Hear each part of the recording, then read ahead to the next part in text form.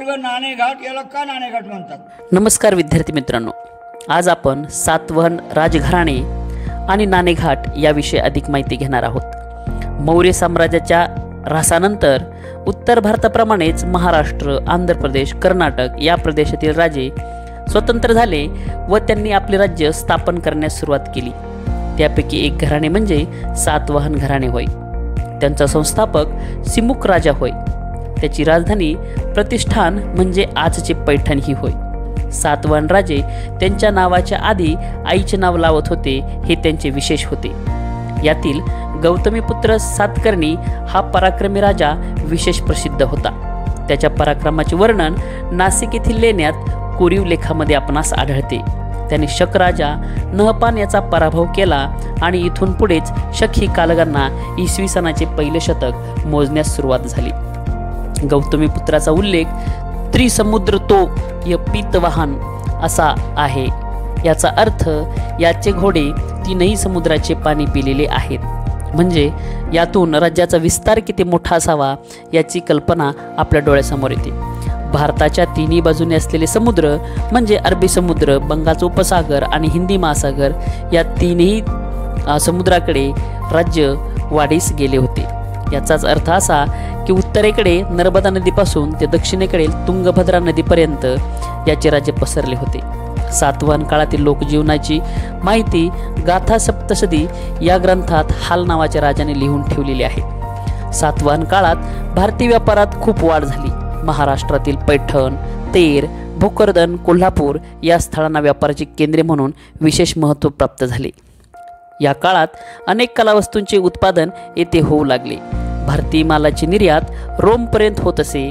काही सातवाहन नाण्यावर जहाजाच्या प्रतिमा आहेत। महाराष्ट्रातील अजिंठा, नाशिक, कार्ले, भाजे, बेडसे, कान्हेरी, जुन्नर येथील लेण्यामधील काही भाग सातवाहनांच्या काळातील खोदलेले आहेत।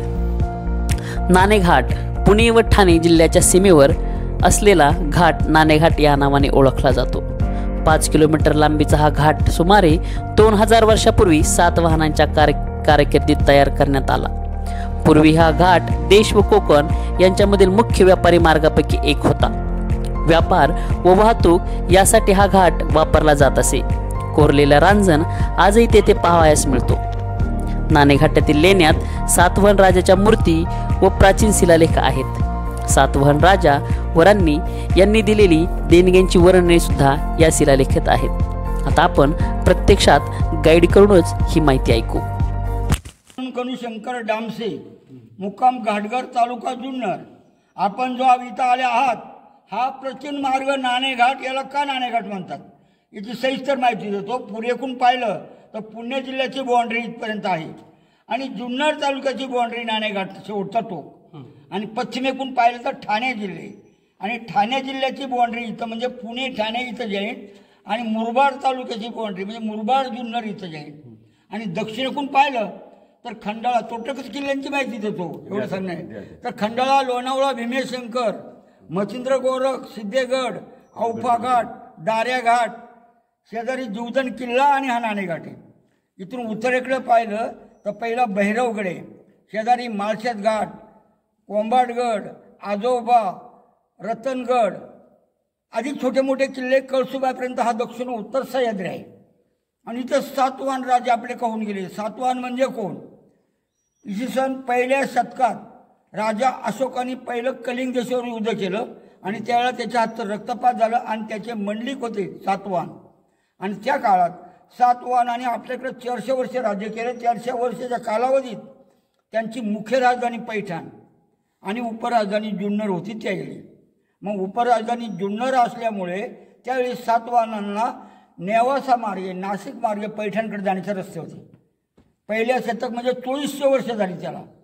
आणि मग हा दक्षिण उत्तर सह्याद्रीत पुढं घाट नसल्यामुळं त्यांचा एक इंजिनियर त्यांनी जाऊन सर्व चौकशी केली या सह्याद्रीतून, कोणता दगड चांगला आहे, कोणता कोसळतो, कोणता फुटणं। मग त्या सातवाहनाचा एक इंजिनियर होता, त्यांनी हे सर्व खिंड फोडून तयार केली। कातळाचा दगड फोडून तयार करून याची वळणं बांधली सगळी। आता खालून तुम्ही बघा वळणं बांधलेत, अशी आडी वळणं बांधली आहेत ना, आडवी बांधली। आणि नंतर पुढे वळणं बांधली आणि मग त्यानंतर हा व्यापारी मार्ग म्हणजे घोडे रेडे खेचरे यांचा मार्ग चालू झाला. वरती तो रांजण आहे, दगडी रांजण पाहिला तुम्ही ना. तर त्या दगडी रांजणात त्या याचा कर वसूल केला जायचा आणि मग ती नाणी तिथं वसूल केला जायची. असा 7 वाहनांचा काळ 400 वर्ष कालावधीत त्या काळात मग त्यांचे काही वंशज होऊन गेले. शिमुख राजा सातवाहन, राणी गौतमी, पुत्र सातकर्णी, राणी नागिनिका, सरित सातका असे काही त्यांचे वंशज होते. आणि त्या काळात त्यांचे राज्य एवढं भरभराटीला आलं होतं तर अरबी समुद्रापासून बंगालच्या उपसागरापर्यंत त्यांचे घोडे धावा मारू लागले. आणि त्यावेळेला एक नहपान राजा होता शेख, आणि त्यांनी शिमुख राजांचा पराभव केला. आणि मग पराभव झाल्यानंतर नागिनिका राणी त्यांची एक हे होती आणि सातकर्णी हा त्यांचा शेवटचा वंशज होता. आणि मग ते पराक्रमी निघाले. त्यांनी त्या काळात 18 यज्ञ केले. 18 यज्ञात एक राजस्व यज्ञ होता, एक अश्वमेध यज्ञ होता. ते यज्ञ आरंभी मग त्यांनी कसं दान त्याची माहिती आतून देतो या लेणी. पुढच्या वळीमध्ये सगळी देवताची नाव आहे. श्री गणेश, वसुदेव, इंद्र, कुबेर संपूर्ण देवताची नाव आहे. त्याच्या खाली किती हजारो घोडे दान केले. सुवर्ण दान काय केलं, अशा दान वस्तू गाई दान, बैल दान किती केले.